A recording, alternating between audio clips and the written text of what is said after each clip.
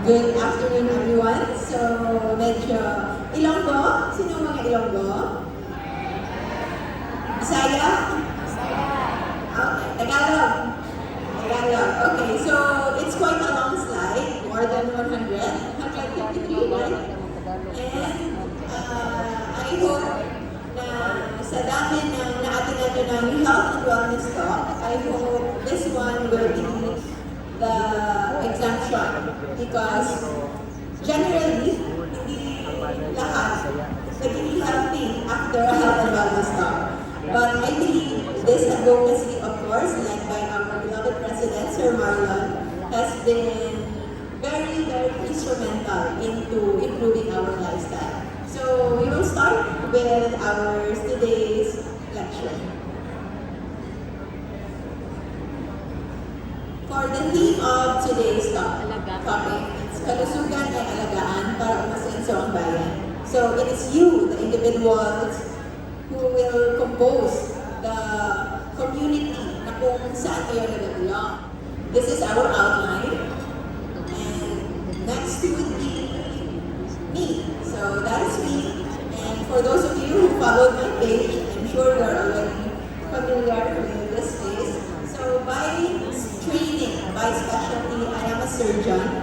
For those who are with us kahapon in our shooting range, the reason why I have a stable hands is because isa po akong surgeon. And on the side, I am an health and wellness advocate, and that's why I'm here today. So I also wrote a book. This was published in 2019 and 2020. So it's a 3-book series. Yung una ay about weight loss. Yung pangalawa is about healing. And yung pangatlo is about wellness. So we will try to tackle parang summary ng tatlong libro na yon so that you don't need to read it anymore. As a disclaimer, wala po akong financial obligation to disclose and no copyright infringement intended. So why do we need to prioritize our health? Kayo, try to think, bakit gusto niyo i-prioritize yung inyong health? Or bakit hindi niyo pina-prioritize yung inyong health? Remember, your health is equal your life. Kung gano'ng katagal, gano'ng kaganda yung inyong health, yun din yung equivalent ng buhay na itatagal natin. And why do we need to prioritize it? It's because when we take care of our life, we also take care of the people we love, the cause that we believe in. Sa inyong mga trabaho, I know you are very loyal and faithful to your LGUs. And of course, if you remain healthy, you are contributing to a healthier community. That's why we need to set that up as a standard. Ngayon pa lang, kailangan yung mindset natin, unang-una sa lahat, magmaka-healthy tayo. Pero, why we still get sick? Bakit despite the efforts ng pag-avoid ng mga unhealthy habits, tayo ay nagkakasakit pa din. This is because meron tayong mga certain beliefs na akala natin ay healthy. And meron akong 6 summary dito, and I'm sure medyo marami sa akin yung guilty dito. Breakfast before 10 a.m. Dapat yung agahan ay maaga, tama ba? Do you agree to that? Dapat yung breakfast ay first thing in the morning. Breakfast is the most important meal of the day. Tama ba yan? Yes. Because later we will try to look at it kung tama ba talaga. And of course, being in Mindanao, fruit is the healthiest food. Tama ba? Yes. Tama. Sige. Let's try to ask that again later on as we go along. And we should avoid salt daw. So, kasi daw yung mataas na intake ng salt, nakakasira ng kidneys, nakakapagpataas ng ating blood pressure. So, that's why iniiwasan natin ito. Sino sa inyo yung iniiwas sa salt? Marami yung iniiwas sa salt? Okay. And our fourth one would be rice and other salt. So, kanin, tinapay, kamote, and other starch, kailangan kainin araw-araw dahil ito raw yung source natin ng energy. Tama ba? Kung walang kanin, walang energy? Yes. Manghihina kapag hindi nakakain ng kanin? Tama?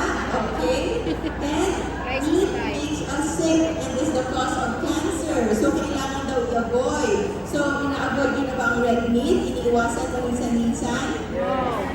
Okay, yes, lastly, ang pagkain daw ng taba. So, the fatty foods. Nag-increase daw ito ng ating cholesterol leading to fatty liver, stroke, heart attack, kaya dapat hindi natin ito i-consumo ng regular. So, sino sa inyo nag-a-avoid ng matatabang pagkain and oils? Yung hindi nyo na kinakain yung chicken skin, hindi nyo na kinakain yung taba na nasa baka, na nasa baboy, iniwasan na. So, we will look at that.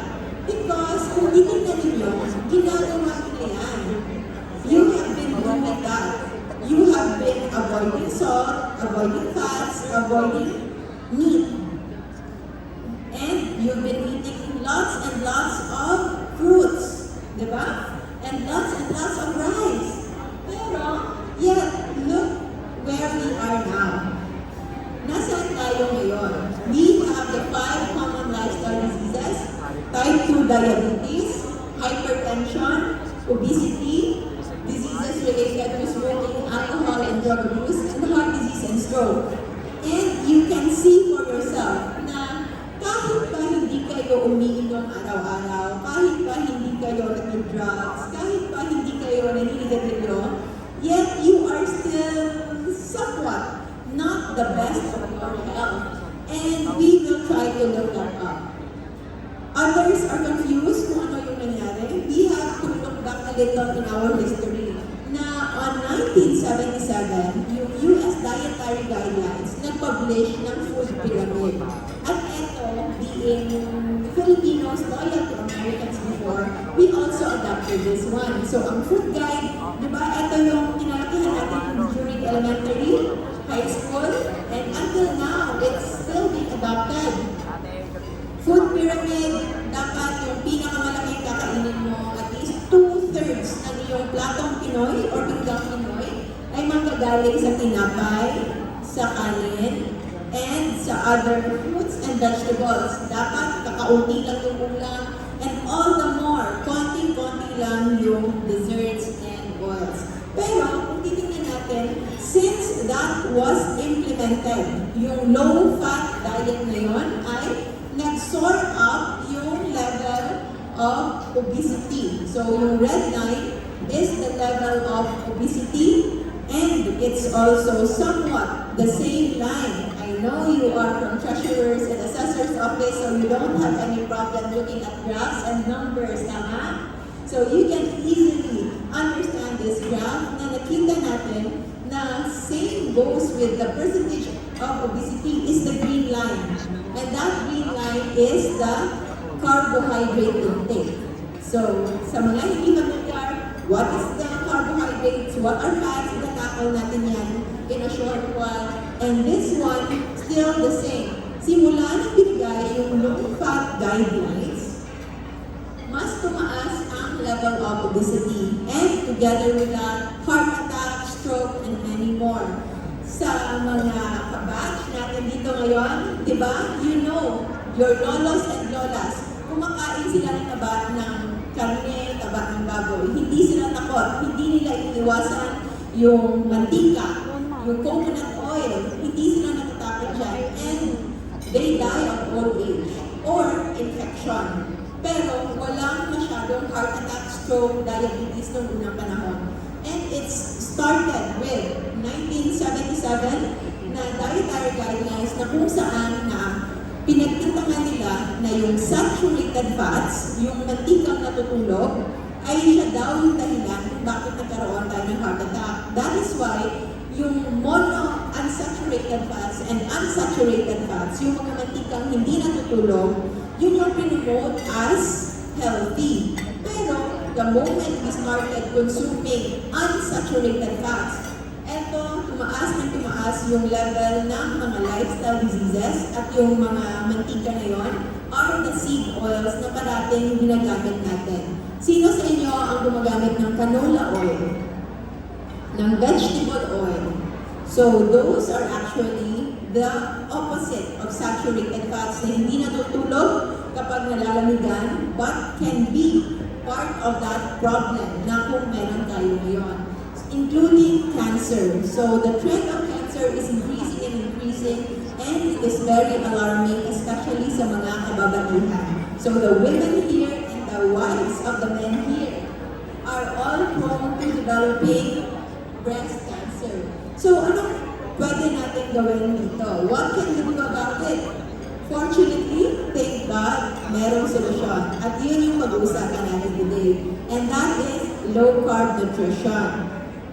Pag-uusapan natin the what and the way and the why of low-carb. Ano ang low-carb? So we will first tackle the definition of terms of this para oriented tayo. So macronutrients, ito yung ating mga sources ng pagkain. So that we will fully appreciate and understand what's going on. Tatlo yung major macronutrients natin. May carbs, ang carbohydrates, kasama dyan.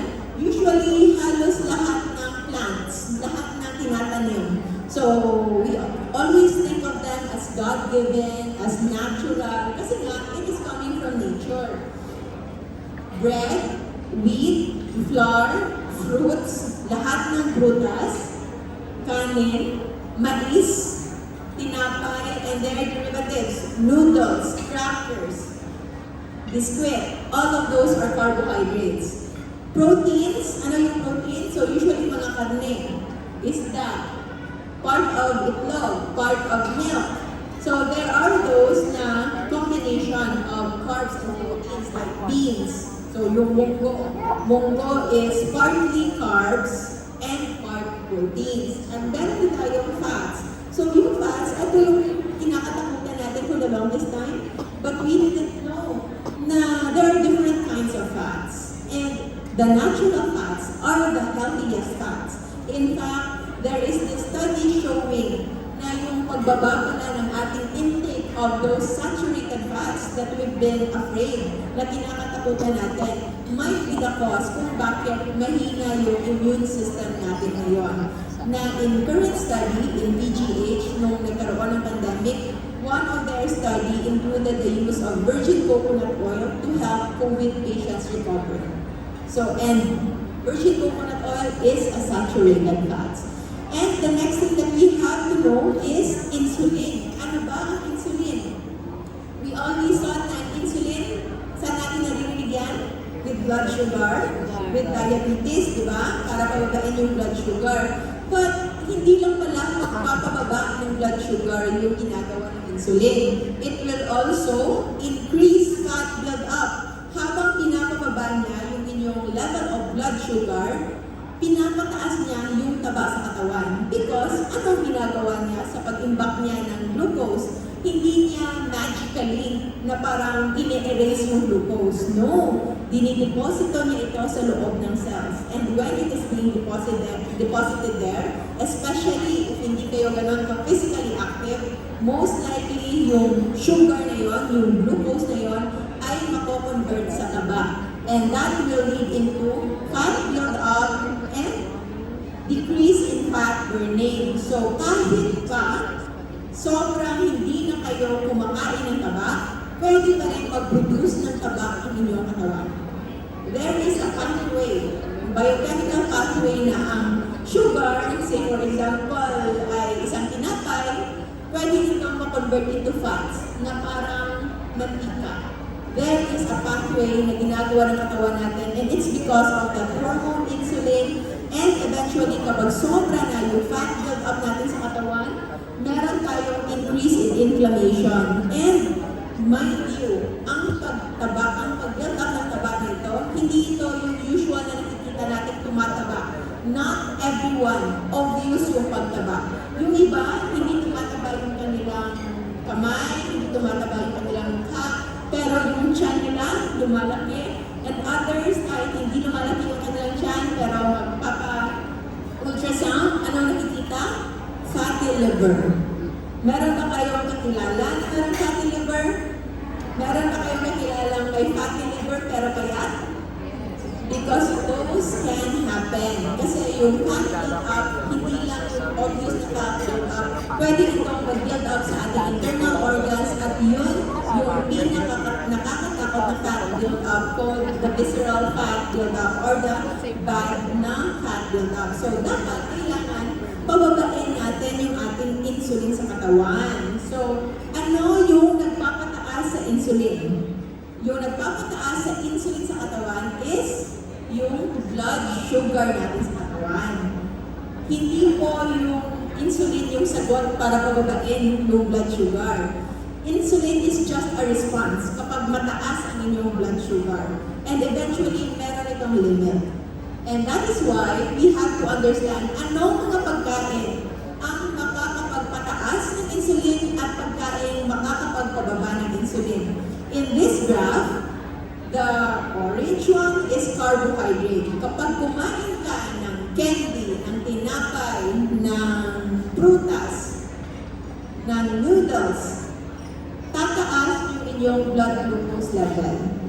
And ang kasabay ng pagtaas ng blood glucose na yan ay ang kasabay din ng pagtaas ng inyong insulin. However, kung kakain kayo ng puro lamang, purong manok lamang, purong isda lamang, purong itlog lamang, which is composed of proteins and fats, yung effect sa blood glucose ay mababa. Halos hindi niya ito magagalaw. That is the reason why kung nakarinig kayo ng ketogenic diet, kumakain sila ng taba pero hindi sila tumataba, and it's because they are not spiking their insulin. Pero if you can look at what we are eating, hindi tayo kumakain in isolation. Just like yung sinerve sa atin kanina. May kanin, that is carbohydrates. May manok, that is proteins. Meron din taba yung manok and the beef, that is fat. So it's actually a combination of everything. So as everyone, can you imagine kung gaano kataas yung insulin spike sa ating katawan? And that is also the reason why marami yung hindi successful sa kanilang pagpapababa ng kanilang blood sugar and kanilang blood lipids, kanilang triglycerides, kasi yung pagkain nila nito ay sobra-sobra. Next slide, please. This is the reason why also hindi yung calorie, a calorie is a calorie is false. Kasi for the longest time we thought na kapag marami yung calorie intake mo ay tataba ka. Kapag bababa yung calorie intake mo, ay papayat ka. It's not about calorie because our body doesn't function that way. Yung katawan natin nagpo-function based on hormones. And it is the hormones that will dictate. Kahit konti yung calorie kinain ninyo, pero puro kanin, puro nagsaspike ng insulin, it can still lead to fat buildup.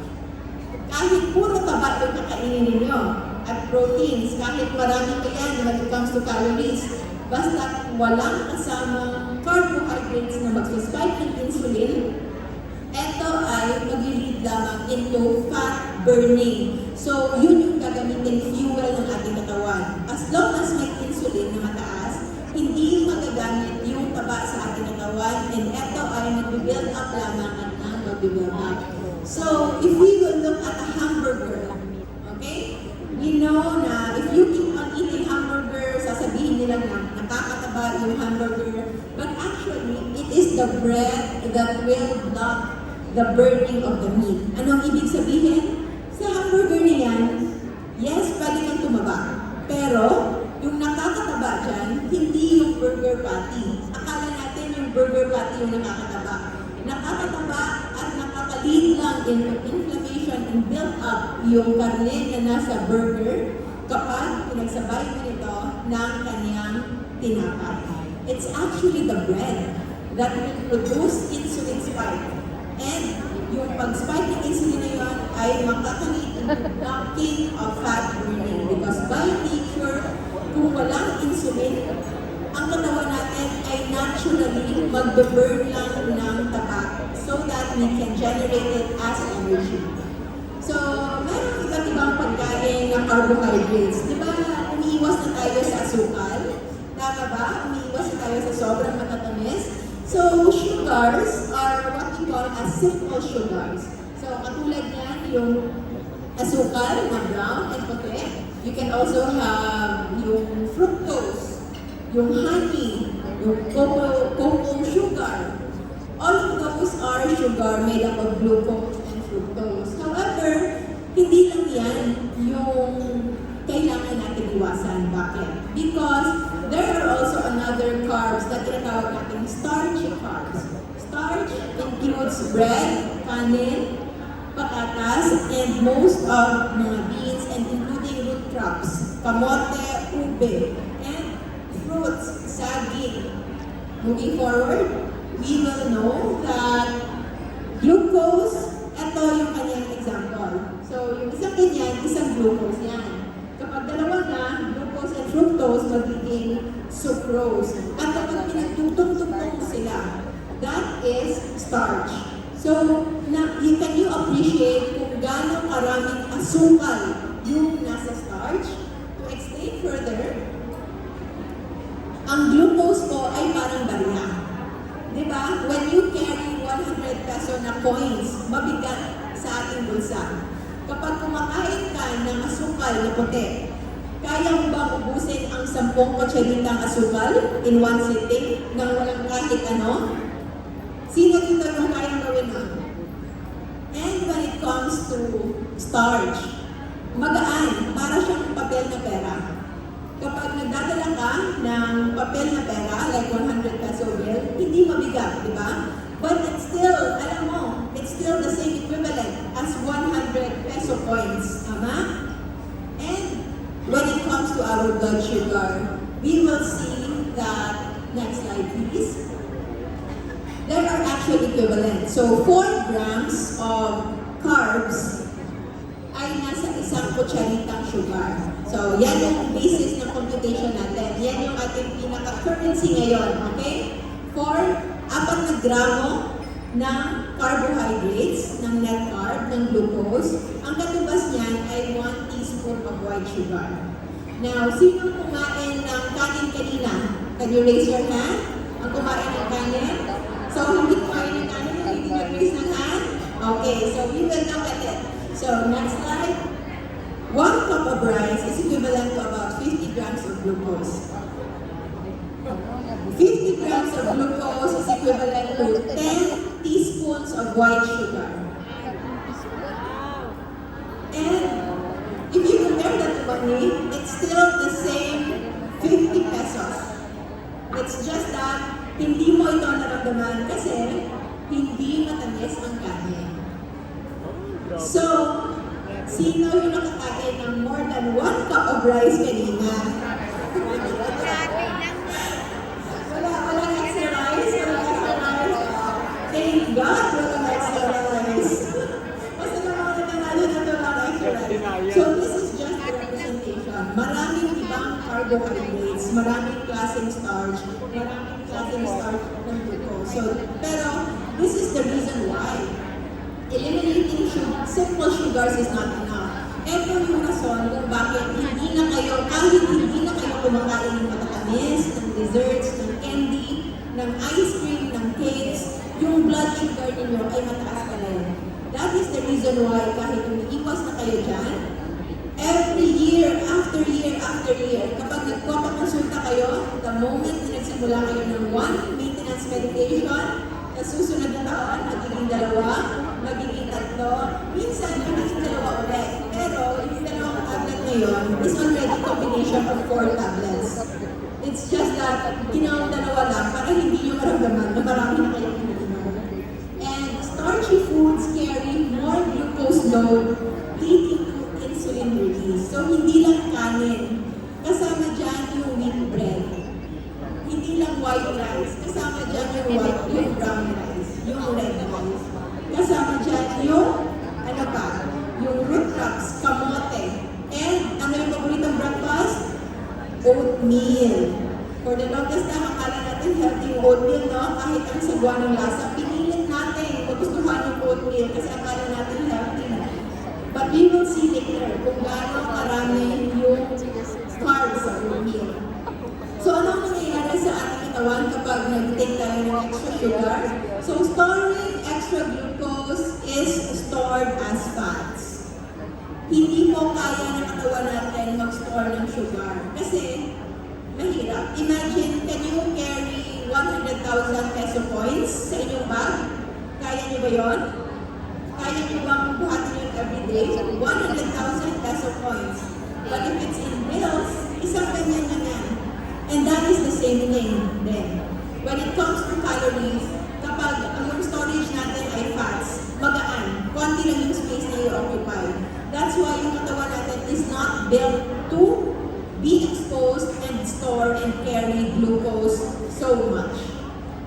And yun yung pathway. From glucose, magiging triglycerides, magiging adipose stores, yung taba sa ating katawan, and nagkakaroon ito ng tawag nating lipogenesis. Anong ibig sabihin ng lipogenesis? Lipo is taba, genesis, creation. So your body can create its own fats. Kaya kahit hindi na kayo kumakain ng kahit anong mantika, kahit hindi na kayo kumakain ng kahit anong may taba, you still gain weight, you still increase your tummy, you still increase your triglycerides in your bloodstream. And high triglycerides, this is the reason why mataas pa rin despite of low fat intake, and that triglycerides we really should lower because yan yung isa sa mga root causes kung bakit nagkakaroon tayo ng maraming sakit tulad ng heart attack and stroke, and hindi lang po taba yung kailangan natin iwasan sa pagkain because it is actually the insulin spiking foods. So nakakaintindi na kayo kung ano yung mga insulin spiking foods, no? Those are carbohydrates that will actually lead to triglyceride build-up. So how about fruits? So tingnan natin what's in fruits. Fruits contain both glucose and fructose. Hindi lahat ng fruits glucose yung mataas. Merong ibang fruits mas mataas yung glucose, yung ibang fruits mas mataas yung fructose. And kung titignan natin sa ating slide na ito, we can see that fructose and glucose ay magkakadugtong yung kanilang pathway, and that can still lead into lipogenesis with the creation of the very, very bad fats, which is called the VLDL, and including triglycerides, and that can lead into atherosclerosis. So, sino sa inyo yung mataas yung triglycerides? If meron kayong kilala mataas yung triglycerides, try to check how much is your fruit intake. Okay, moving on. So, exercise muna tayo. Magkano nga yung currency natin? 1 teaspoon of sugar, ilang carbs? 4. So, sige. This one is per serving. So, oatmeal, carbs, magkano yan? 50 grams. So, ilang ang equivalent niyan when it comes to teaspoons of white sugar? Magkano? Well, 12.5. Roughly. Sige, patatas. Yung isang maliit na patatas, it's 40 grams. So, maliit na patatas is equivalent to 3.5 teaspoons of white sugar. Strawberry is one of the low carb na berries. So, 4 grams per 100 gram. Brown rice, di ba? Akala natin brown rice is healthier. Pero, magkano yung carbs na nasa brown rice? 69. Usually, if merong fiber, you will deduct that. Kasi yung fiber, hindi naman siya nako-convert into sugar. So, 69 minus 3.5. So, roughly 65. 65. Ilang teaspoons of white sugar yun? Hindi na mabilang, no? Sweet potato, 20 grams minus 3, 17. Magkano? So, 17 divided by 4. That is around 4. 4 na kutsarita. And sinong mahilig sa pasta, spaghetti, noodles? Isang serving yan is also equivalent to about 65 teaspoon or more than 15 teaspoons of white sugar. And many as follows. And of course, paborito ng lahat, apple is mostly for Americans. Banana. So, ilang saging ang nauubos nyo sa isang araw? 1 banana will have 20 grams. So that's equivalent to 5 teaspoons. Hindi ka man naglagay ng asukal sa inyong kape, pero ilang saging ang naubos ninyo? 5 times 20, 100, divided by 4, napachalik ka na yan? Okay, and the list goes on. And that is the science behind low carb and fasting nutrition. After eating a candy, remember, yan, nagsaspike yung inyong blood sugar, nagsaspike yung insulin. After eating a protein and fats, kung isolated, it will not affect so much. That is why low carb means eating low yung carbohydrates, but more on proteins and fats. Because it is actually the too much insulin that will not just increase your blood glucose. Hindi lang yung glucose ninyo yung nataas. It can also lead into cell survival. Ano yung cell survival? So, bubuhay yung cells natin. It sounds nice, di ba? Bubuhay yung cells natin. But when it is too much and uncontrolled, ano ang equivalent ng cell survival and proliferation? It is actually cancer formation. So, cancer formation is a continuous growth and survival ng mga cells na dapat ay defective at dapat ay mamatay.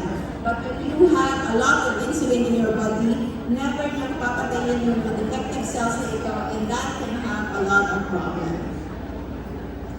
Next slide. So, yung basis ng ating low carb nutrition, we will make this fast, is for us to understand kung how we've evolved as humans. So, this is based on evidence of 250 million years ago na kung saan we actually travel as, next slide please, hunters and gatherers. Okay? So for that 250 million years, we are hunters and gatherers. So bilang mga ngaso, we will try to go back in time. Imagine natin kung anong ginagawa nila first thing in the morning. Do you think sa umaga ay meron na silang ready na almusal? Do you think meron na silang cereals, oatmeal? Do you think meron silang refrigerator? Baka meron silang leftover? Wala, diba? They will have to go to hunt. They have to walk for miles and kilometers away para mangaso at makahanap ng pagkain. And maybe, after nighttime, kung successful man sila o hindi, pag gabi na, there's a lot of dangers. Maraming peligro yung gabi. So they will seek shelter, they will seek security. If they will eat that time, they will need to make fire. Kailangan silang gumawa ng apoy. At kapag gagawa sila niyan, pwede silang mahanap ng kanilang kalaban. So that is why, as much as possible, at night time, they will try to be quiet. And by being quiet, do you think they will still eat? Kakain pa ba sila ng midnight snacks by that time? Of course not. So our body evolved with night and day cycle. We usually are active. We should be active and also be eating only kapag may araw lang. And comes night time, dapat pahinga na rin. So actually, yung mga hunters and gatherers na ancestors natin, they are practicing intermittent fasting. Kaya lang, wala pong pangalan noon. It's just that by circumstance. Because if they will wake up in the morning, maghahanap pa sila ng pagkain, kapag swertehin sila on a good day, most likely meron silang mahanap ng pagkain and meron silang successful na fishing or hunting.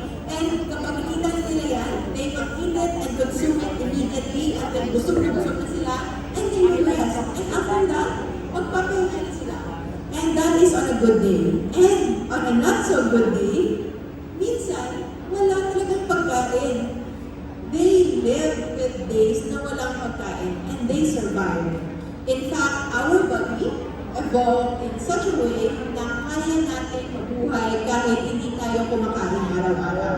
Next slide, please. But look at what we are doing right now. Kumakain sa umaga, pagkagising, ano yung ginagawa? Umiinom ng kape, sitwate, ano pa, anything na mainit sa tiyan. Pero hindi pa breakfast yan, di ba? Ano ka lang, magkainit pa lang. And then, maya-maya, kakain ng pandesal, di ba? So, kape at pandesal. And then, kapag ready na yung sinaing. Doon ka pa mag-breakfast. And your breakfast would be kanin, itlog, daing, favorites na. And okay lang sana if yun lang. Pero by mga 10 in the morning, gutom ka na naman. Maghahanap ka na naman ng pang-snacks. And lunch, after 2 hours lunchtime, kain na naman. And maya-maya, I think isi-serve na yung snacks. Ready na ba yung snacks maya-maya? And of course, dinner. And kapag nasa bahay ka, spending time with family, and additional desserts and midnight snacks. So, makikita natin how it is so different sa kung anong nakasanayan ng katawan natin and how it was genetically developed. Ito yung mga pinagkakakain natin. Sugar, and the ones below, sugar pa din, and of course, all these fruits, and these are all, anong ibig sabihin ng mga pagkain ito? They are natural. Fruits are natural. But they only signify one thing. It's harvest season. And yes, okay lang na we consume fruits during harvest season. Pero remember, yung season, isang season lang yan noon. Wala pang fertilizer, wala pang mga fruits na all year round available. And before, hindi rin tayo nagtatanim. So walang plantasyon ng saging, ng lakatan. Diba? Walang plantasyon nun. It's just a matter of chance. Kung meron kayong makikitang pagkain or fruit-bearing tree that time and that season. And supposedly, the rest of the other seasons ng isang taon ay walang available fruits. Because supposedly, when we eat fruits, yan yung pang-fat build-up natin. Diba? Fruits, it's composed of glucose and fructose na nakakapagpataas ng triglycerides at taba sa katawan.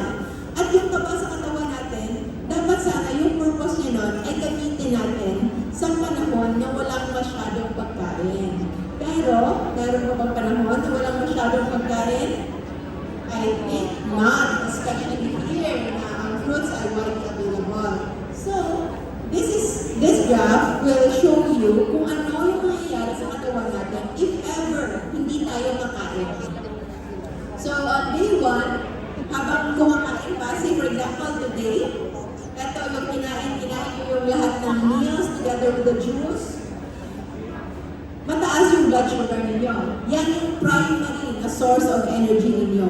If for example, bigla kayong nag-cramp dito at wala na tayong makain, ano mangyayari sa katawan natin? Mamamatay ba tayo? If we will be trapped here for 5 days, we will see, actually, after 24 hours of no eating, babagsak yung ating blood sugar. Doon tayo manghihina. Pero, aakyat yung green. Ano yung green? It's the fat and protein source. Fats and ketone source, rather. Yung fats and ketones na yan yung alternative fuel natin. Kung ang glucose ay uling, yun yung nakasanayan nating source of energy. Ang ketones po ay parang electrical source of energy. It's a steady supply. Pero hindi ito magagamit, hindi ito ma-activate kapag meron pang glucose na natitira sa ating katawan. Specifically, kung meron pang mataas na insulin sa ating katawan na magpa-block. Siya yung magpre-prevent ng pag-akyat ng ating ketones as a source of energy. Kaya dapat, pababain muna natin yung ating glucose sa ating dugo para umakyat yung ketones natin. And it is also the reason why sobrang dami yung hindi successful sa kanilang journey when it comes to dieting, losing weight, because hindi sila nakakaabot sa point na ito na kung saan babagsak yung glucose at aakyat yung ketones. And the moment it is like that, from day 5, we can actually extend for days. Every average person, kahit hindi mataba, merong fat stores equivalent to about 6 weeks ng walang kain. So we will actually survive to be here kapag matatrack tayo dito. Provided na meron tayong water and salt and electrolytes, we can stay here for 6 weeks na at the end of 6 weeks, buhay pa rin tayong lahat. That is how amazing our body, our capacity to fast. Kaya lang, hindi na natin na-challenge. And to show for the record,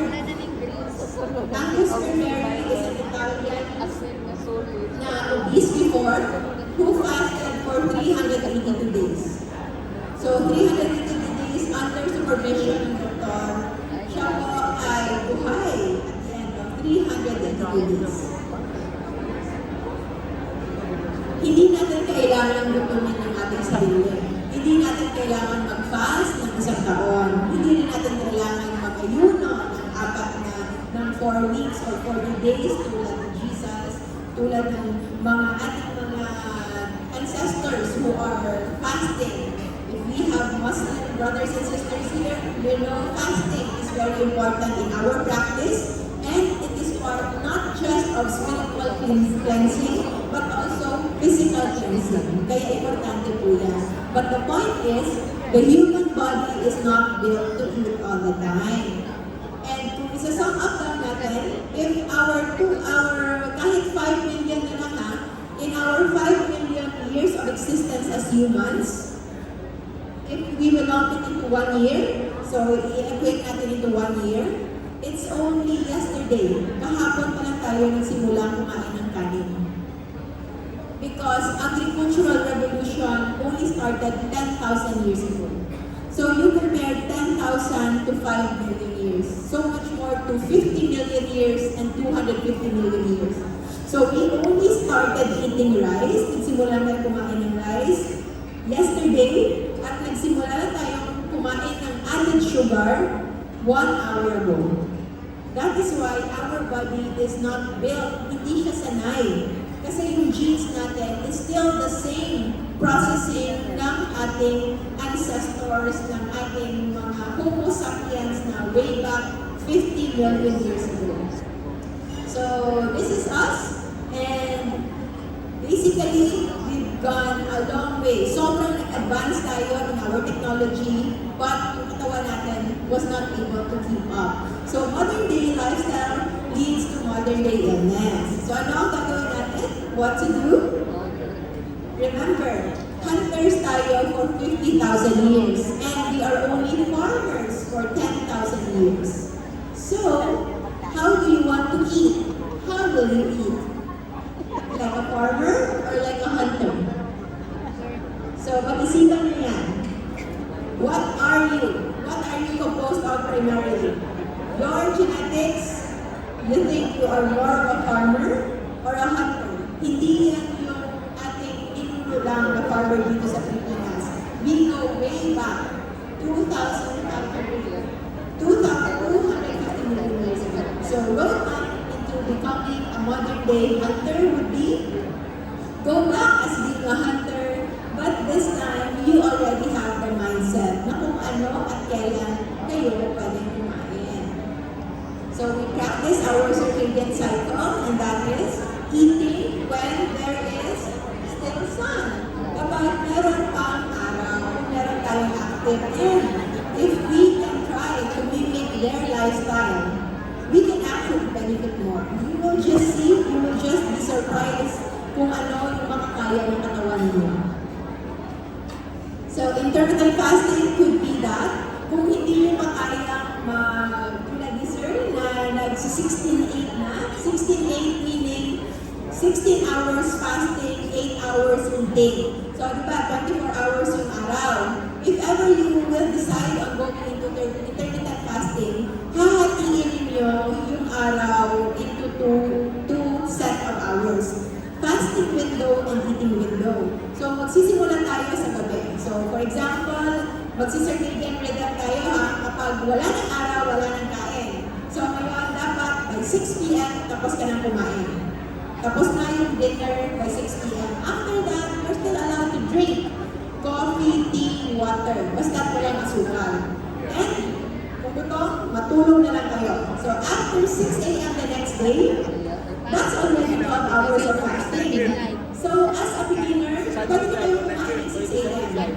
Pero if you will continue to eat low carb, you try to avoid the carbs, you will surprise yourself na 6 na yan, baka later pwede mo na mag-move into 8 o'clock, into 10 o'clock, and mabibigyan nyo ng pagkakataon na mag-burn yung fats, yung triglycerides sa inyong katawan, sa inyong dugo, para ito ay maging energy. Because those triglycerides are stored energy na hindi nagagamit. And the importance of fasting, of course, and remember how we should be eating in season. Hindi perpetual na harvest season. Moving on to our next slide. The person on your right would be someone na na-stuck sa harvest season. So I hope we go back a little before that and eat like a hunter. And remember, in our culture right now, hindi na lahat tumataba ng ganun kataba. There are what we call as tofu, T-O-F-I, thin outside, payat sa labas, but fat inside. Mataba sa loob. Makikita mo yan sa buffet, sobrang dami yung kinakain rice, sobrang dami yung kinakain prutas, hindi tumataba. But if you will look closely and ask them, meron yung mga allergies, may mga bukol-bukol, merong skin problems, parang masakit yung ulo, merong PCOS, merong fatty liver, merong gallbladder problems. So nobody is actually excused. So what to eat? We have, kung meron kayong Facebook, you can search on JGC Raw Food List. And meron tayong tatlo. We divide the food into safe, common, and major. So safe list, kung gusto nyo kumain, just eat anything, whatever you want. In the safe list, caution list, occasional lang, at pwede nyo itong makain if you're already 100% healed, and danger list must be avoided if possible. So moving forward, we will make this fast. So these are another representation. Kung gusto nyo ng emoji, we also have that. You can print that. So safe list are food na mababa sa sugar at nagpapababa din ng inflammation o pamamaga sa katawan. Caution list, it could be either or, either high in sugar or kahit hindi man high in sugar but high in inflammation. And yung nasa danger list natin are both high in sugar and highly inflammatory. So danger list is already a no-brainer. Fast food, sodas, soft drinks, fruit juices. Di ba yung fruit juice kanina? Fruit juices, yan. Akala natin healthy. Ano po?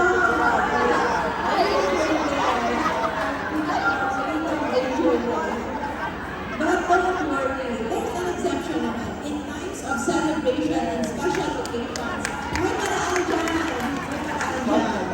Okay? Moving forward to our question list. Yes, fruits, I'm sorry, it's not on the safe list. And I hope na iintindihan nyo na ngayon kung bakit nasa caution list yung fruits natin. And even our oatmeal, kahit pa high fiber natin, mga pasta and greens and bread, those are still in our caution list, including our root crops. Sa root crops natin, low carb lang sa root crops would be labanos and sitamas. Otherwise, the rest are mostly caution list. And this is the one. So in case of very, very special occasion, tapos hindi na mag-celebrate. Pwede mo na naman mag-celebrate in low carb. Pero, ano yung difference? Hard drinks na lang. Kasi yung hard drinks, walang sugar. Mataas lang sa alcohol. Kaya yung beer, yung Red Horse, yung Pilsen, yung Sanilite, yung ang tawag doon ay liquid rice. Liquid rice yun. Hindi mo nagkakaroon. This one, so you can take, again, in caution. In caution, kapag ikaw ay makulit na, wala kang health issues, or if it's worth celebrating like very special occasions like anniversary, yung sweldo, hindi yung special occasion. Kasi twice a month yun eh, hindi yung special.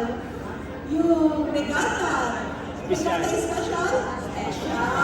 So, pala talaga. Once a year lang naman. So, yun. So, these are the ones that I can take. So, what if you can focus more on the safe list for healing, then you can enjoy all of these foods, real meat, real food from nature. And yes, you can have steak every day kung gusto ninyo. Pwede kayong mag-lechon every day kung gusto ninyo. That is okay, as long as walang anything on the caution and the juice. Okay? So, 2 ways to lower the steak.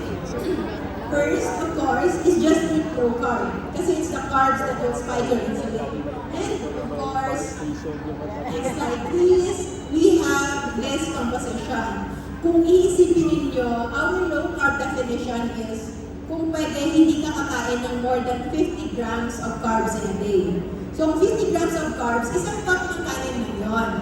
And that is not enough. But that is if your source of carbs are the starch. Kasi yung starch, di ba, parang papel lang yun, na papel na pera, na sobrang gaan, pero mabigat pala sa totoong value niya sa ating blood sugar. But good thing, there are other filling carbs. Nakakabusog, nakakapuno ng tiyan, pero mababa sa carbohydrates, pero mataas sa vitamins and minerals. So each plate is still equivalent to 20 grams of carbs. But on that side, those are whole foods, natural foods, low carb foods. So meron kayong 50 gram allowance in a day, you can choose any of that 2.5 plate of any of those. So there is a way. There is always a way. And number 2, of course, is incorporation of fasting. So minimum 12 hours. I know, kayang-kaya nyo yan. And next slide, please. And now we will start with our 14-day jump start. In case you are interested to try, experiment lang. Anyway, nasubukan nyo na naman lahat. Nasubukan nyo na mag-low-fat diet, nasubukan nyo na mag-low-protein diet, pero still, wala pa rin ganong sustainable na improvement. So maybe you can try to do this. And good news, no forced fasting there. As much as fasting is good, pero kung hindi pa kaya, hindi nyo kailangan pilitin. You can eat as much as you want in the first 14 days as long as you eat only mostly proteins and fats, especially for breakfast. And meron tayong check mark yan. So usual typical sila. So, same lang. You can still eat the tapa. Pwede pa rin kayong kumain ng tapa, ng corned beef. Pwede kayong kumain ng bulalo. Pwede kayong kumain ng lechong baka in the morning with egg. Pero, walang kanin. Walang atsara. Okay? So, okay lang. Oh, lunchtime na. Ano yung ulam? Barbecue, meron adobo. Pwede na init. Pero, walang kanin. Walang pansit. Okay? Kung lumpia, walang wrapper. And adobo, chicken, pwede adobo. Dinner na, okay lang. Pero, walang kanin. Kulang yun, kulang. Dalawang limon serving. Kulang pa, gawin yung 3 serving. Kulang. Okay, as long as walang kanin. And everything on the same list that you can check out later. Moving forward, if ever gutom ka at gusto mo talaga ng vitamins and minerals, then pwede mo kumain ng vegetables. You can get your vitamins and minerals from vegetables if you want. But there's one thing that you have to know. The more you eat carbs and sugar, nag-deplete ninyo yung katawan ninyo from micronutrients because it's very demanding in our body.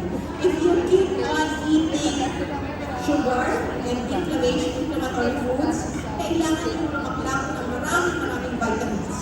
Pero alam nyo ba, the moment you remove the sugar and inflammatory foods, you don't need to take any supplements. That's how amazing yung katawan natin. So, if gusto mo ng vegetables, you can eat that, pero sa huli na. Okay? Finish your proteins first, para hindi kayo mangyayaya. Number 3 would be, take salt and water.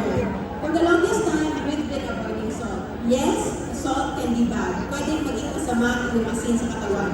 Pero ang asin ay magiging masama lamang kapag ito ay may kasabag na sugar. But salt alone is very essential. In fact, ang ating asin sa katawan is the most abundant electrolyte in our system. Ito yung pinaka-importante. And whenever we feel na meron tayong cravings, hindi tayo nakaka-work hypoglycemia, but meron tayong hyponatremia. Mabilis bumaba yung salt natin sa katawan. So next time, instead of magbaon kayo sa pag-travel ninyo pa uwi, instead na magbaon kayo ng biskwit, ng crackers, ng candy, ng chocolates. Pwede kayo magbaon ng asin, itlog, tubig. Yun lang, and you will be okay at sexy pa kayo. And of course, manage stress, okay? Importante yung mag-manage ng stress kasi kahit pa nag-low carb na kayo, pero kapag yung stress ay hinayaan ninyong umapaw sa inyong buhay, meron tayong tinatawag na gluconeogenesis. Ano yung gluconeogenesis? Gluco, blood sugar, di ba yan? Glucose, new genesis creation. Kapag nasa-stress kayo, kahit hindi kayo kumakain ng sugar and starch, ang katawan ninyo ay gagawa ng kanyang sariling glucose at magkakaroon pa rin kayo ng manifestation as if kumakain kayo ng glucose. So, take care of those stresses. One of the technique is, kapag meron kayong problema, sino may problema dito? Lahat siguro may problema, no? Pero, that is the one problem because we think of our problem as problem.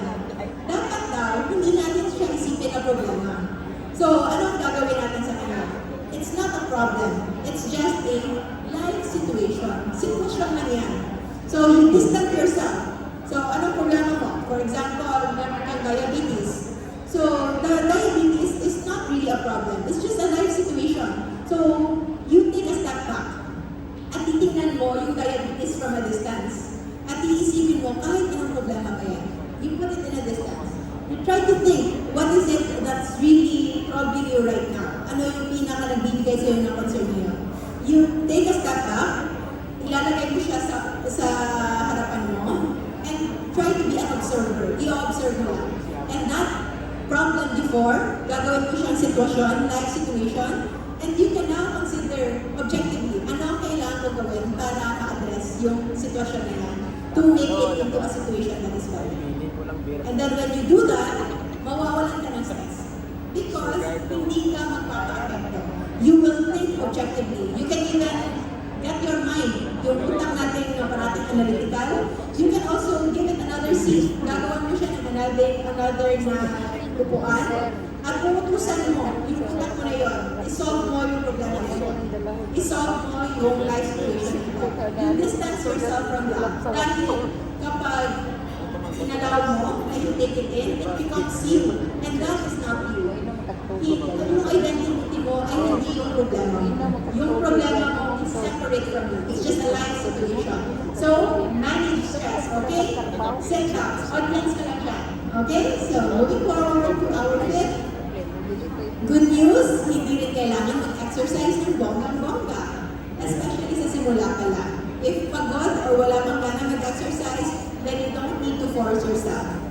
It will just come to you. The moment you do low carb the proper way and fasting, magugulat na lang kayo that you have so much energy in your body, and that's the time na maghahanap kayo ng gagawin. So exercise should not become a punishment. Hindi siya dapat punishment sa atin. It should be the celebration of what your body can do. When you can exercise, you can feel that it is a celebration na kaya mo gawin yun. The fact that you are all here, ambulatory, capable of walking and driving and arriving here, you already have something that you can celebrate. And that is not a small thing. May mga tao hindi makalabas ng kanilang bahay, hindi makatayo. So this one is your celebration of your life to be here. And I hope you will maximize your time while nandito tayo.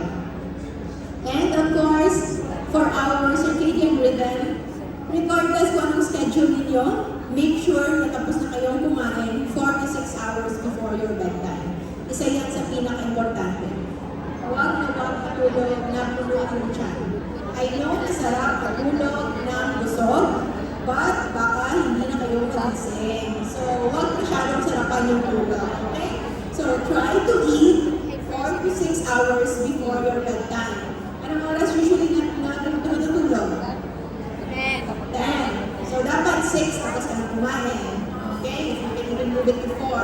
Sa mga midnighters, 12 midnight, so parang pwede pa until 8, you can actually benefit if you can do it earlier. So, 4 to 6 hours before sleeping. Next slide, please. And we go back to our common health belief. breakfast before 10. Ngayon, eat when you are nutritionally hungry. Huwag kumain just because lunch break na. Huwag kumain just because kumakain yung tabi mo. Huwag kumain just because dinalan ka ng client mo ng pagkain. Kumain ka kung kailan talaga kailangan. Okay? Number 2 would be fruits should be taken with caution. Kapag kumain ka ng prutas, hindi na yung unlimited. Hindi na yung eat all you can na parang nasa ano tayo. Nasa eat all you can harvest time na mga protein at mga farms. Okay? You should take it with caution. Hindi pa unlimited. And next would be to remember that we actually need more salt and not sugar. Based on studies right now, nakikita natin na sobrang dami yung mababa yung kanilang sodium sa katawan. And ang katawan natin, mas kaya niyang i-adjust yung extra sodium. Extra sodium, extra acids, iilan ng katawan natin yan. But low sodium, mahihirapan yung ating katawan. Next would be rice and other starch should be minimized to lower the glucose burden in the body. So, kailangan pasabihan. Next slide, please. Meat in the form of land meat and ocean meat. All of those are made up of essential nutrients galing sa healthy fats and proteins and must be consumed regularly. Hindi natin kailangan iwasan yan. As long as we consume them without the ones in the caution and daily list. And lastly, eating healthy natural fats is good for the heart as long as it is eaten without inflammatory foods like seed oils and sugar. Okay? Kung meron kayong cooking oil sa bahay, itapon ang lahat ng cooking oil na hindi coconut oil at olive oil. And of course, support local. So wala namang olive oil dito, so coconut oil na lang. And low carb now is becoming mainstream. For those of you na ngayon parang nakarinig ng low carb, know that it is not going to be the first time. Kasi mas lumalawak na po yung low carb. In fact, last October 2, and soon we'll have a gathering on December 4, merong naganap na National Low Carb Day. That is the first ever in the country. Next slide, please.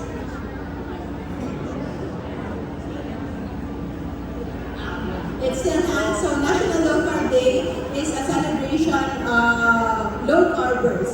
So we went to Philinvest, Alabang, and that one was actually the biggest gathering of health advocates ever after the pandemic. So more than 1,000 people went there to celebrate with us. So we still have a few more slides available, but so far, okay na ba kayo? Ready na kayo sa snacks? I think isa-serve na nila.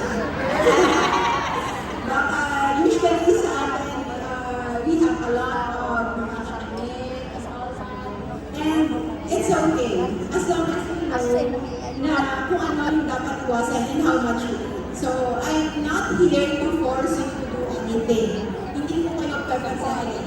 I'm used to eating na lahat ng kasama ko ay high carb na kumakain ng normal. And it's okay na hindi ako kumakain ng rice. I am a pro-choice. Ayoko lang na maging katulad kayo ng mga pasyente ko before in the hospital na matatanda. Galing sa bukid, galing sa farm, pumunta sila and nagsasabi sa akin with cancers on their neck because I'm a head and neck surgeon. So may mga thyroid cancer, parotid cancer, and then nagsasabi sila, Doc, anong nangyari? Hindi naman ako kumakain ng baboy. Hindi naman ako kumakain ng kanin. Bakit ako nagkaroon ng cancer? Umiiwas naman ako sa asin. But the right question is, bakit mo sila iniwasan? Yes, it's because yung akala natin healthy, but we can see how those ideas are actually not the best ideas when it comes to our natural processing sa ating katawan. Kapag tinanong ko si Nanay before, so ano yung kinakain mo na kung hindi ka kumakain ng karne, kung hindi ka kumakain ng baboy, na kahit yung isda paminsan-minsan lang daw, gulay ko, gulay lang yung kinakain ko, araw-araw. Breakfast, lunch, dinner, it's all gulay. And kapag tinanong, may kasama bang kanin yan? Ano ang sagot, syempre naman, Dok, given na yung kanin. At gabundok na kanin. So, I think as of this point, we can try to take a step back. Because even if you will still continue to eat rice, kahit patuloy pa rin yung pagkain ninyo na tinapay, ng diko, ng kakanin, you can still do that. But at least, hindi yung sa huli, sasabihin nyo, hindi ko alam kung anong nangyari. What went wrong? Ano yung ginawa ko mali? When you eat rice, when you drink soft drinks, magpakain ko ng 1 kilong nakatan, you can still do that. But just know kung anong epekto niyan sa inyong katawan and if it is a risk worth taking. Because yung buhay natin ay isa lamang.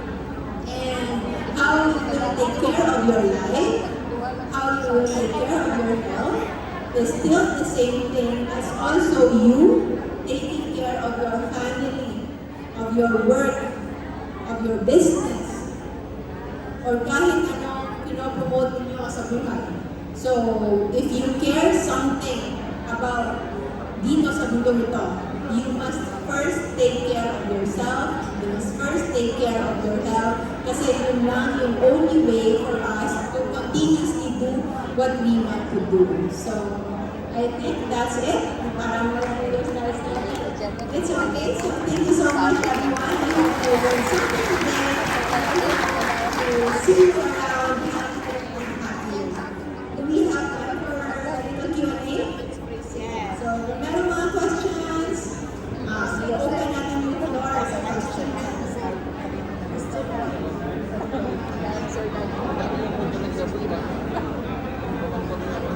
So once again, thank you so much, Dr. Josephine. Ayan, so is there any violent reaction? So kung meron po tayong mga katanungan, so we have available microphones here in front. So alam ko po na yung iba sa atin nakapag-desisyon sa buhay. Kaya dahil dyan, Sir Marlon, i-cancel na daw ang merienda. And nakapag-desisyon na rin si Sir Marlon na instead of beer and pilsen and something like, asin na lang daw mag-itlog at tubig. Ay hindi, pwede daw yung mga hard drinks, kaya tatuay na lang daw ko. Pero long neck man. Okay, so again, sa mga meron mong katanungan dyan, ayan, so I believe na marami tayo natutunan. Thank you so much, Doc. Ako po personally, at the age of 31, diabetic na po ako because of rice. Kaya ang ako ang taon ang kargador.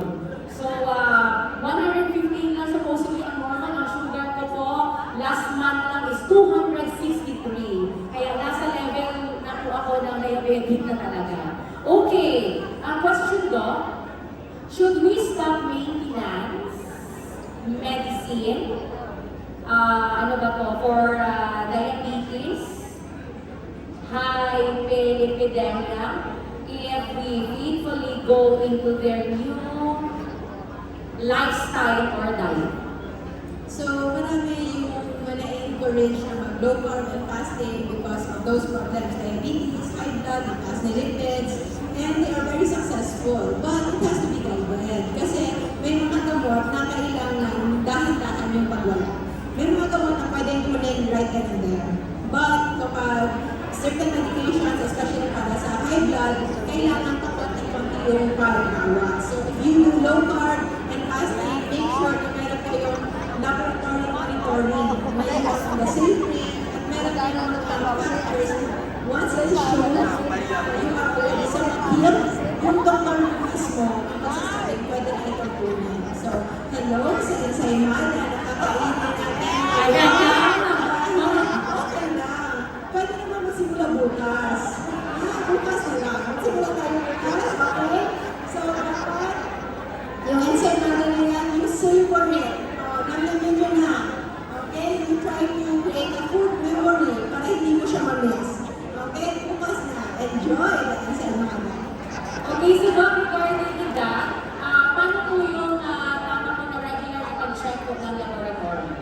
So, when starting, pwede na magsimula for blood sugar, for diabetes, for example, meron ng daily monitoring. Meron ng daily monitoring. You can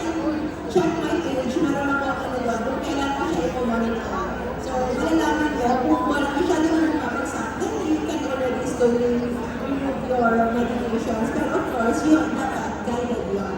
And diabetes, fortunately, isa siya sa pinaka-madaling gamutin. Yes, thank you so much, Doc. Okay, ang ensaymada po ng merienda, ang pwede lang po kainin yung sa baba na part, o sa taas po na may cheese, ibilin na. Okay, so, another question daw from sir. Sa Ukraine lang kainin yan. Mas gusto mo na. Ay, sorry. Hindi na gusto yung doktor yung ka naman. Si doktora yung galing yung ginapagaw ko rin siya. Wow. Ako ko rin si Marcos Roland ang doktora. I followed you doon na. I was diagnosed type 2 diabetes.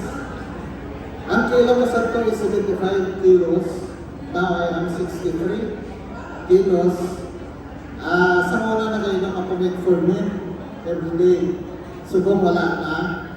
Daily ako nag-check sa kwarto. Kaya nga ang blood sugar ko is 107. Normal pa na siya. Wala normal siya. That is because of no rice, no carb, din follow, din to. Hindi ko makaya. Ang problema ko na lang ang tiyan ko daw. Hindi sana focus kaya ano na upod ko. Sa beer. Para ito na lang. Sa beer. PCL, pilsen, ano ba yung problema namin ni Sir Manor? Kaya daw huwag ka naman iwasan kung maupod kami. Sa carbs, ginamit siya. Ito ka huwag ka na lang ang pamutog na occasion na. Special pa. Dahil katamang kita na yung kami, improve na kami ang meeting, special kami na event. So, kapag isa pa lang sa meeting, isa kapatid na tayo gina-order na Sir Manor. Pero at least, napasalamat ako na follow ka ka. Dapat tinor na ako. That's good for me. So, wala akong maintenance. Wow! So, sa tanan ginagaling ng bisyo, ang pag-inom, ang sigarilyo, ang pwede lang ibilin nila, sir, ang cheese. Ang mga gitnang daw, healthy na bisyo, ang pwede ibilin. Ikaw na daw pa ang mga alcohol. Okay, so, we have another here. Wala pa po ba? So, Doc, ako po, since I discovered na may diabetes po ako last month, so ang ginawa ko po, hindi po ako nag-maintenance talaga. Even na meron po reseta sa akin ng doktor. So, nag-umpisa ko muna ako na i-less talaga yung yung sa carbo. Then, ang ano ko po is mag-check ulit kung ano yung naging result niya. So, advice ko ba talaga na inumin yung maintenance? If hindi mo pa nasimulan and wala ka pang iniinom, you can actually start the real first line of treatment for diabetes. Ang totoong first line treatment ng diabetes na hindi na masyadong binibigay is lifestyle change. Kaya lang, medyo busy yung mga doktor and alam natin, when you tell a patient you do lifestyle change, hindi rin ganun ka dali. Especially if mali yung alam natin lifestyle. So that's why, for the longest time na in-advise yung lifestyle change na hindi successful, hindi effective, hindi na lang din in-advise. But with the low-carb nutrition and therapeutic fasting kind of lifestyle, most likely you'll be on your way really eating it in your time. And when it comes to dahan-dahan, yes, you can also do that slowly but surely. From 3 cups of rice, gagawin ka ng 2 and then 1. So just know na yung pagaling mo ay dahan-dahan din. Okay, thank you so much, Doc. Okay, so is there any question po? Lubos-lubusin po natin itong pagkakataon na ito. Dahil mahal po magpakonsulta sa doktor. Okay, si ma'am, go ahead, ma'am. Doc, kayo ako. Hi! Ba't hindi ako taga-low carb? Congrats, ma'am. Pero there are times na nag-cheat ako. Pagka-rice. Ako ko lang, ang gusto ko lang yung kumakonsult sa iyo, Doc. Hindi na ma-endorse yung mga nuts. Home true medical. Hindi na ako. So, wala mo fake accounts. Nag-use na ako ng picture, nag-ako ng videos, nag-baligya ako ng nuts. So, good news, wala di ko minabaligya. Okay? So, I'm not selling anything. Kahit kung may anak man, if there are things that I want you to eat, alam niyo kung sino yung makakabenefit dito? The farmers. And the ones in the wet market. If you will really eat on the safe list, you don't even need to go to the big supermarket. you can just go to your local palengke. Local talaga. All the foods that you need are there. In fact, if you have farm, you don't need to buy anything. Pwede kang magtanim ng sarili ninyong gulay. And para dito sa mga businesses, mga bakery, mga plantasyon, mga butas, pagpatuloy nilang yung business nila. But you don't need to consume them all. Okay? Hindi kailangan kayo yung magkasakit. Because it's not hypocrisy. Okay? Alam natin na yung sigarilyo ay masama sa katawan. But still, it is being sold everywhere. So it's still a matter of you kung bibili ka. So it's just like food. So even if you may-ari kayo ng rice meal, ng corn meal, it's okay. As long as hindi mo yan kakainin at alam mo, hindi yan makakabuti sa iyong katawan. So you just sell it. May bibili at bibili pa rin yan. It's just business. So that's a different thing. And what we talk about here is your health.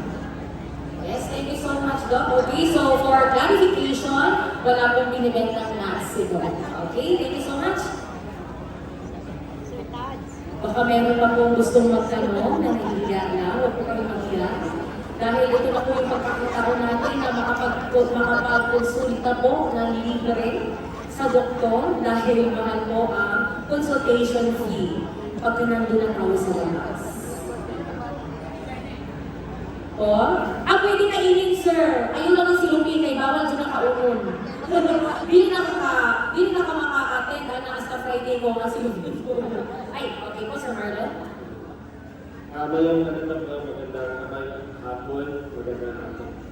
Kami, Dok, ilog ng pamilya, mga more than 1 year, almost every day kami nagkakaon sa smoothie na saluyot. May advice ang auntie ko sa stage ba. Okay lang, wala overdose. Saluyot ako. Ginano namin sa tubig ka lang. Gina-blend. Tapos ano tabo naman sa, wala na overdose lang ba? Ano tabo naman sa akon, to August subog, nag-1 year na ako sa saluyot, continue kami pamilya. Pero ako naman, okay na ako sa saluyot. Ginugaan ko siya malunggay. Ang saluyot ko, may malunggay. Kahapon kung nag-dinner kita, ang dala-dala ko, saluyot ko ang malunggay. Kaya ko lang may alam na mag-inaw kasi brand sa iba. Pero dala ko yung kahapon. Pero wala ko overdose doon na saluyot na malunggay pa, almost every day. So, in general, our natural foods, this one is medyo advanced low carb. Because low carb, may low carb vegetables and low carb meat. As a hunter, we eat mostly meat. Mostly, based on our ancestors, kung merong karne sa harap mo and merong gulay, your ancestors will never touch the vegetables. Plants are first discovered as medicine. Okay, so plant can be medicine. So, if you are not sick, will you take medicine? So actually, plants can be good sometimes and then in certain amounts. Pero if you are not really sick, yung plants ko, hindi lang po siya vitamins and minerals. They also have phytotoxins. They also have anti-nutrients. And when you take them, pwedeng mag-block ang absorption ng other nutrients because you take those. So, all of those, malunggay, those are considered as superfoods. Okay? When you are targeting something. But you have to observe, hindi lahat ganun ka-sensitive. Sometimes, overeating vegetables might lead to autoimmune diseases. So, pwede magkaroon ng allergy, thyroid problems. Kung meron kayong kilala na meron thyroid problems, try to look at their vegetable intake. Baka nasobrahan. Rheumatoid arthritis. Sino yung meron rheumatoid arthritis dito? You can check your intake of plants, anything from them. And then as an experiment, because pain, sakit, isa ito sa hallmark of inflammation. So, if you have allergies, meron kayong autoimmune disease, meron kayong rheumatoid arthritis, experiment lang. Try to have one day na wala kayong kakainin kahit anong plant derivative. Kanin, gulay, vegetables, all meat lang, either seafood, or manok, or beef, or pork. You can see it na yung sakit sa inyong joints, biglang mawawala.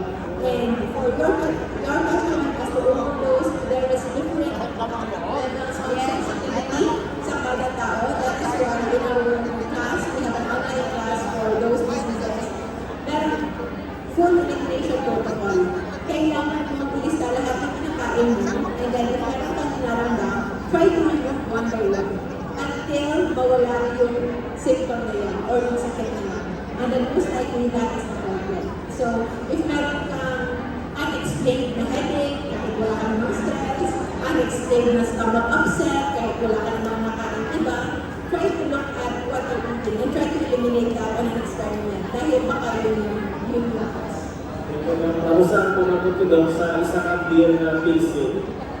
Bilang ibalit ka na siya sa sugar. Isa kang beer na pilsin. 20. It's about 20.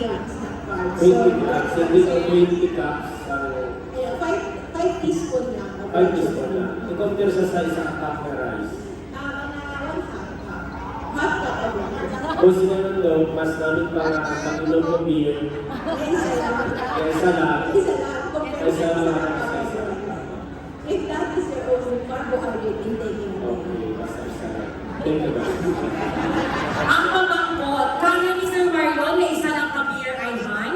Ang ginamit niya, isa ka-case ang ginamit niya.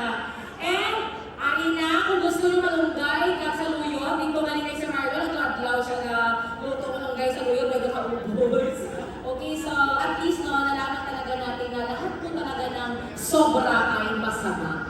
Sobrang inom, sobrang kain, sobrang tulog. So, dapat balance lang po talaga ang kinakain. Okay? Yes. Next question. Go ahead, sir. I heard from a friend na he was advised by the doctor not to eat rice.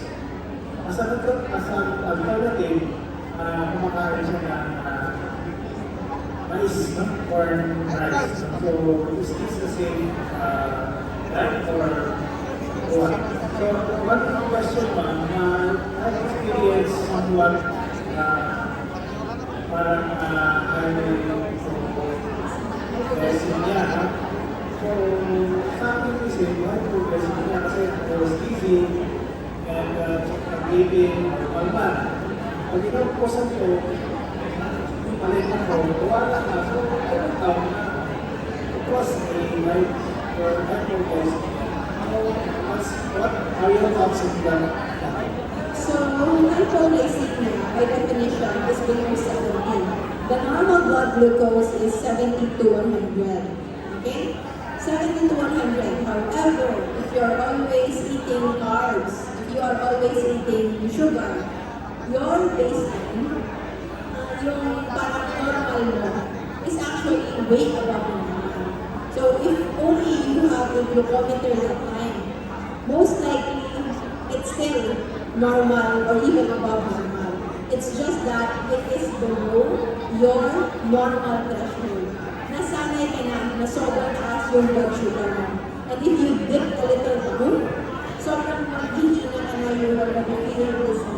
But it's not because of you having lower blood sugar. It's just that it became lower than what you are used to.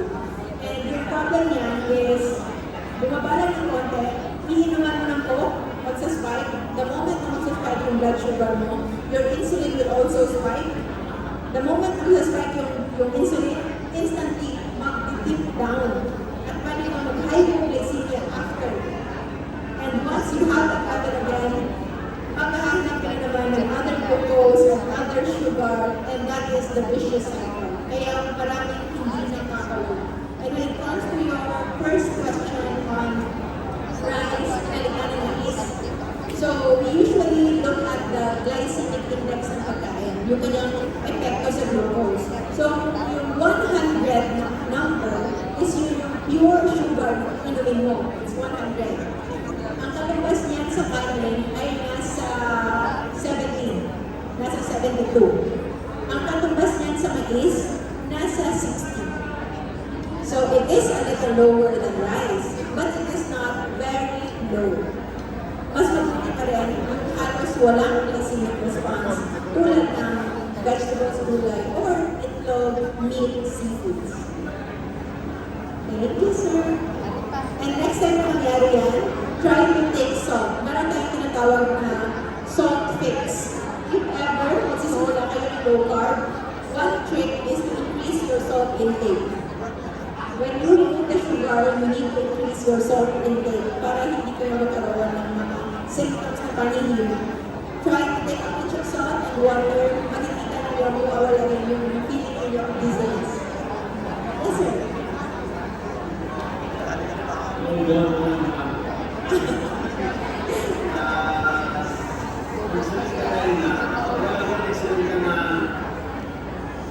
Pwede magkawag na minsan, karitson, may arthritis ka.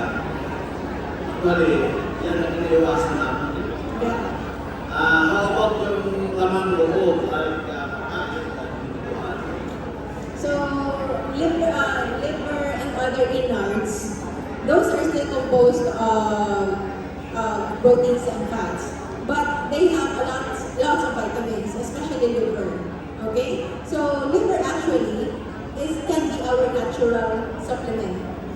One liver a day na matchbox or equivalent to isang atay ng manok in a day, 5 times a week, you don't need to take B-complex anymore. Okay? It's very, very nutritious. But you also don't need so much. You also don't need so much, especially sa lalaki, because those are very rich in iron. And iron is good kung babae ka ng menstruation, but you don't need so much of that as well. So, in moderation, innards can be in moderation. And for those na nagsabing may arthritis, na umiiwas sa karne, di ba, totoo kasi every time they eat meat, every time they eat karne, sumasakit yung kanilang joints. Pero the question is, nung kumain sila ng lechon, wala ba kasama guys? So, we are actually working at the right way. We always blame the pork, the baka, the beef, the meat, of the rice. So, try as an experiment. You don't need to believe me, but try as an experiment. Kumain kayo ng lechon baka, ng lechon manok, without rice, without carbs, without pilsen, and see for yourself. Walang masakit na anything more? Yes, tama yun, Doc. Based on my own experience ko, nagpa-check up po ako dahil sumasakit yung mga joints ko. Akala ko talaga uric, o yung sa kinakain ng mga meat. But then, I discovered na normal po yung aking uric, na mataas talaga yung sugar. Kaya hindi ko talaga dahilan yung meat sa rice ko talaga. Okay, so is there any question? Ay, si ma'am. Okay, ma'am. Dito po tayo kasi medyo pagsig yung ating ma'am. Tanong ko lang, Dok, i-compare natin yung mga karne noon ng ating hunters sa mga karne ngayon. Puno, dati kasi ba iba mga organic yung mga kinakain ng mga yung mga karne natin, yung mga ano. At ngayon, na full of feeds, full of chemicals. So, okay ba yun siya, Dok? So, right now, when it comes to sustainability, we know na hindi ganun kadali makahanap ng organic beef, grass-fed beef, organic chicken, pasteurized egg, and all those. Before, it can have an effect, especially yung mga antibiotic laden and yung maraming chemicals. It can have an effect in your body. But yung effect na yun is very, very dismal as compared to the effect of your regular intake of rice and soft drinks and sodas and tobacco. So before you concern yourself of antibiotics and chemicals and pesticides, try to concern yourself first of the immediate glucose impact sa inyong katawan. And if ever you are already okay with that and you want to go to the next step, it's time to activate your farm at magtanim na kayo ng inyong organic vegetables at ipakain ang inyong prutas, might as well ipakain sa baka, sa karne, sa ano, and you can have your own grass organic meat resources din. Thank you. Dok, anong salt ang gamitin, Dok? Iodized salt, is it okay? the better. So the best kind of salt is sea salt, rock salt. Kung gusto nyo ng Himalayan salt, okay lang. It's way expensive. It has trace minerals, pero it's just trace. It's not worth the money. It's just aesthetics. Marketing lang yung Himalayan salt. Any rock salt, any sea salt is okay. Okay, thank you very much, Doc. Clear. Yes, thank you so much, ma'am. Okay, so we have here a question from the City Treasurer of General Santos City. Pero mukhang hugot ito, Doc. Bakit ngayon lang ito itinuturo? May hope pa ba for the senior citizens na may chronic lifestyle diseases? So that is why we are here today. Kasi wala tayong i-blame. Because lahat tayo biktima. The rest of the world was brainwashed. Even America is having triple problems when it comes to lifestyle diseases as us. So we are thankful that at least nabiyayaan tayo ng opportunity na ganito to learn. And so, thank you, Sir Marlon. Palakpakan natin si Sir Marlon for initiating this health and wellness seminar for our review.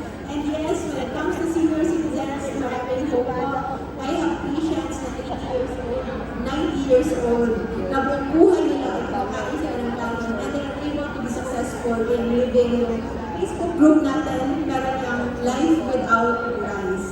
So life without rice is just a representation of carbs. Okay? Now, nearing 450,000 members yung life without rice group natin. Pwede kayong mag-join dyan sa Facebook for you to see kung ano yung pwede kainin without rice. And merong hope. Marami na po yung nawala yung gamot. We even have a dance competitor na competitive dance na 70-year-old Laura. And my mom is also 67 years old now. Apat na taon na kami hindi nagsasain. For those of you who watch that video, hindi na nagsasain for 5 years, hindi na kumakain for 4 years. No maintenance medications, no high blood pressure, no diabetes. So merong pag-asa, and we don't need to limit ourselves na just because we are seniors, ay tatanggapin natin yung ating situation na yan yung ending natin. We can still turn back time and you can enjoy and look forward in your retirement years. Yes, habang may buhay, may pag-asa. Okay, so last one question na lang po. Meron pa. Last question po. So we can move to the next part of our program. Okay, Sister po, for the last question. This is the question. But I just would like to thank you, Doktora, for your advocacy. Now, kung nakita ng katawan ko, this is a product of the YouTube videos of Doktora. So I'm not really strictly compliant now with the I'm just being aware of what I'm eating now. In fact, I learned to eat without breakfast. Hindi na ako nag-breakfast, yun po yun. Pero I still eat rice, not that much. Kaya nga every time there's a gathering or party, hindi na ako nag-rice, nag-uulang na lang po. And lastly, Doc, I just would like to say this, that you are prettier in person, you are sincere. Now, without malice, Doktora is a practicing old man, or 1 meal a day. Now, 20 hours fasting yun. Hindi ko pa nagagawa yun. Sige, thank you. Thank you so much, sir. Yeah, so feeling ko talaga ipa-follow ko na rin si Doc. Thank you so much. So nakita ko naman ang katawan ni Sir. Pag hinubad pa ni Sir ang jersey niya, ambot na lang. O, diba? Ang mga meal na lang kita sini everyday. Okay, so once again,